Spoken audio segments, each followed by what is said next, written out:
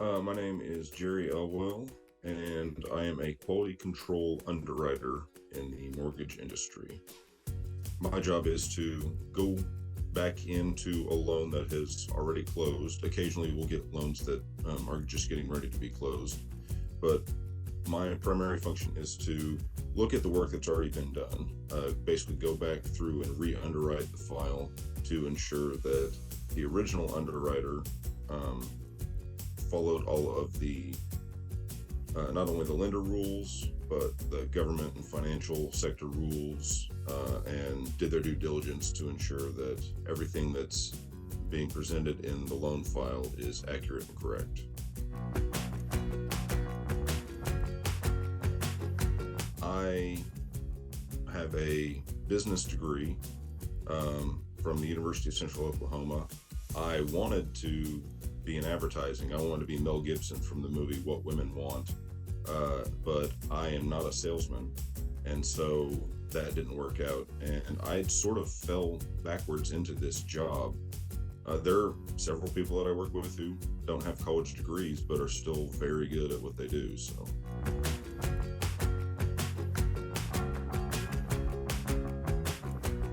sure.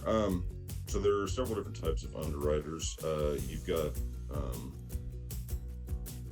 like insurance underwriters who are trying to determine what the danger is of somebody living to, or the likelihood, I should say, of somebody living to a certain age, or what dangers they get posed or are posed to them.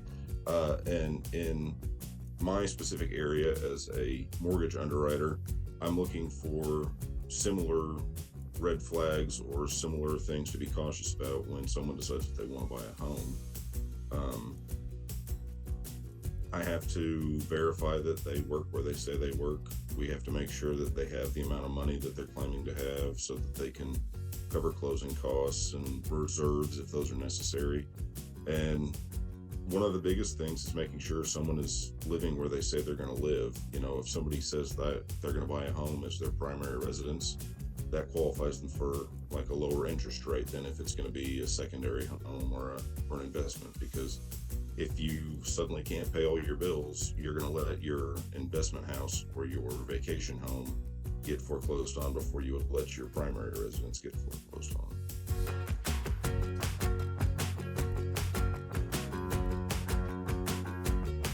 Honestly, right now, I think my favorite part of the job is just that I'm employed still. I've been with the same company for over 10 years, which is harder and harder to come by now. The flexibility that this job offers is wonderful. I generally work 4 10-hour days instead of 5 8-hour days, which means that Mondays are generally an off day for me. But because of the type of work we do, there's always something to be done. So if I can't, if I have to leave work early to go pick up my kids from school and I need to stay 30 minutes or an hour later to make up for it, there's never a problem with that. The flexibility that it offers is pretty wonderful.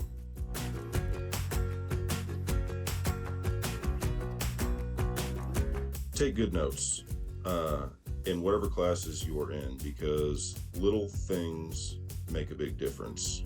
There will be small things in this field that will seem insignificant that could decide whether or not someone is approved for a loan. It helps to have a good math background. There are plenty of people in the industry who struggle with math, and everyone's got computers and we all use spreadsheets, and there's different formulas already written for you to try and take a lot of the mistakes out. But sometimes when things don't work right, or a formula is not set up a specific way to account for seasonal income, having a strong math background really helps out. So as many math classes as you can take will help you succeed. Statistics and calculus are fantastic for a lot of different applications.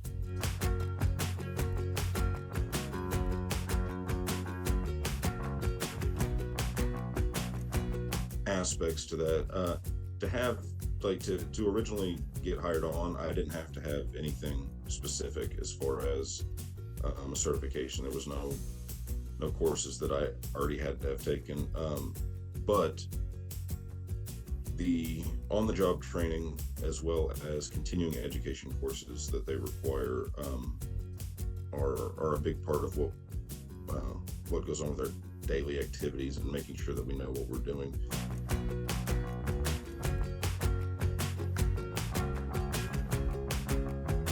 I mean, we do deal with a lot of random variables on a daily basis.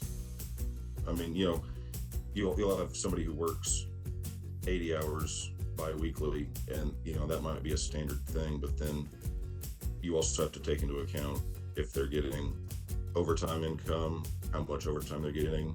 Is it continuous? Are they working an average of 5 or 10 hours of overtime every couple of weeks, or have they just ramped up because it's getting close to the holidays and they're trying to have extra money for presents, or have they ramped up because they're now in the process of buying a home, and so they want to make it look like they're making more money on average than they actually do?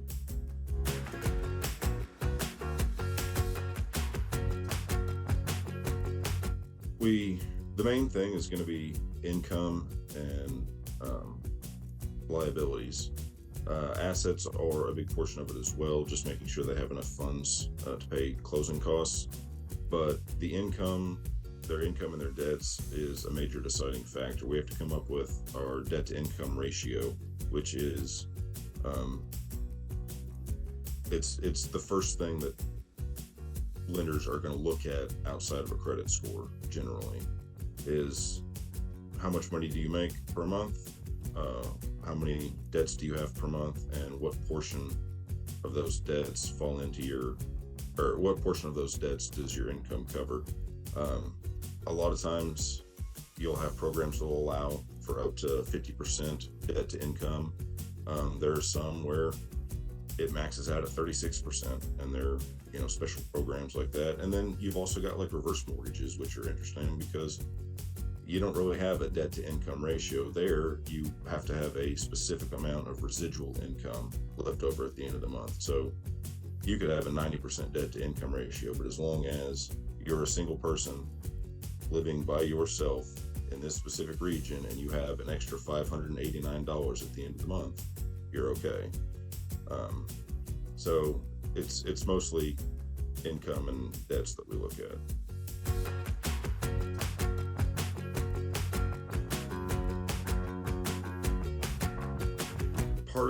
Part of what we do, or part of the reason we do what we do, is to find out if something does go wrong with a loan, like if someone does decide to stop paying or they lose their job, was everything done beforehand to make sure that that wasn't a probable issue? And if the lender didn't do everything they were supposed to, if they didn't verify things, then sometimes that loan won't be able to be sold to Fannie Mae or Freddie Mac or something like that. That specific lender is going to be stuck with this loan that might go into forbearance or have to go into a short sale or something like that.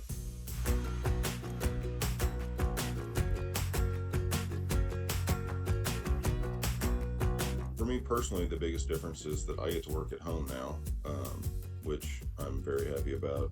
As far as calculations go, there were some changes originally, especially when things first shut down and people weren't able to work. We had to take a real hard look at how certain income was calculated. A lot of casino workers in Las Vegas tried to refinance homes after everything got shut down, but you don't have people going to Las Vegas and gambling, and so people in that industry got their hours cut back a lot, or just got furloughed entirely. And so you had to figure out what the likelihood of them being able to pay their mortgage was, based on not what their normal average monthly income would be, but what their new average monthly income is going to be. And it turned a lot of normal jobs into what we would almost consider seasonal type work. And what's unfortunate there is, you've got one big season, and then after that, you got to hope that you make enough money to cover all your bills. And so instead of saying this is what you make per month, we're saying this is what you're probably going to make for the entire year, and qualifying you off of that, instead of, all right, next month you're still going to get $2,500 or $3,000. It's next month you might not have anything, and so we're going to stretch what you have this month into next month as well, and only give you credit for half of your monthly income for this month. So that certainly made a big difference.